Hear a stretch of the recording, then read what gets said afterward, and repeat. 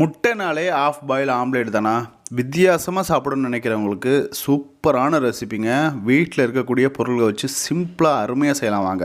நம்ம ரெசிபி செய்கிறதுக்கு நான் 6 முட்டை அளவுக்கு எடுத்துருக்கிறேன். முட்டையை நல்லா வேக வச்சுட்டேன். இப்போ நடுவில் சின்னதாக கட் பண்ணி உள்ளே இருக்கக்கூடிய மஞ்சள் கருவை வந்து நம்ம வெளியில் எடுத்துடலாம். மஞ்சள் கருவை வந்து ஏன் எடுக்கிறோம் அப்படிங்கிறத நீங்கள் வீடியோட லாஸ்ட்டில் தெரிஞ்சுக்கோங்க. இப்போ நம்ம இது எல்லாத்தையுமே 6 முட்டையும் தனித்தனியாக எடுத்தாச்சு. இப்போ இருக்கிற முட்டையோடைய வெள்ளைக்கருவை வந்து சின்னதாக இந்த மாதிரி கீரல் போட்டுக்கோங்க. கீரல் போட்டு எடுத்ததுக்கப்புறம் பாருங்கள் இப்படி தான் இருக்கும். நிறைய இருக்கும். ஏன்னா நம்ம 6 முட்டை சேர்த்துருக்கோம் பார்த்தீங்களா. அடுத்ததாக ஒரு பேனில் 4 டேபிள் ஸ்பூன் அளவுக்கு ஆயில் சேர்த்துட்டு 1/2 டீஸ்பூன் அளவுக்கு சோம்பு, 6 பல் பூண்டை சின்ன சின்னதாக கட் பண்ணி சேர்த்துக்கிட்டேன். 2 கொப்பு அளவுக்கு நீங்கள் கருவேப்பிலையை ஃப்ரெஷ்ஷாக சேர்த்துக்கோங்க. கருவேப்பிலை 2 சேர்த்திங்கன்னா தான் இந்த ரெசிபிக்கு நல்ல டேஸ்ட் கிடைக்கும். லைட்டாக வதக்கினதுக்கப்புறம் 2 பெரிய வெங்காயத்தை சின்ன சின்னதாக கட் பண்ணி சேர்த்துக்கிட்டாச்சு. மீடியம் சைஸ் வெங்காயம் இருந்துச்சு அப்படின்னா நீங்கள் 3 கூட சேர்த்துக்கலாம். வெங்காயம் நிறைய சேர்த்து செய்கிறது தான் இதோடைய கான்செப்ட்.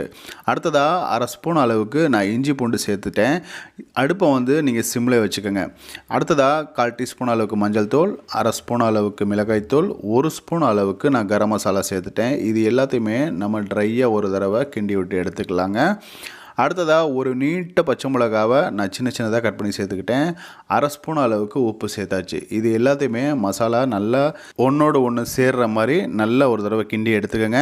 அடுத்ததாக 100 ml அளவுக்கு நான் தண்ணி சேர்த்துக்கிட்டேன். தண்ணி வந்து இந்த இடத்துல ஏன் சேர்க்குறோம் அப்படின்னா நமக்கு மசாலா எல்லாம் ஈவனாக வேகணும், அடி பிடிக்காமல் இருக்கிறதுக்காகவும் முட்டை கொஞ்சம் கிரேவியாக வேணும் அப்படிங்கிறதுக்காக.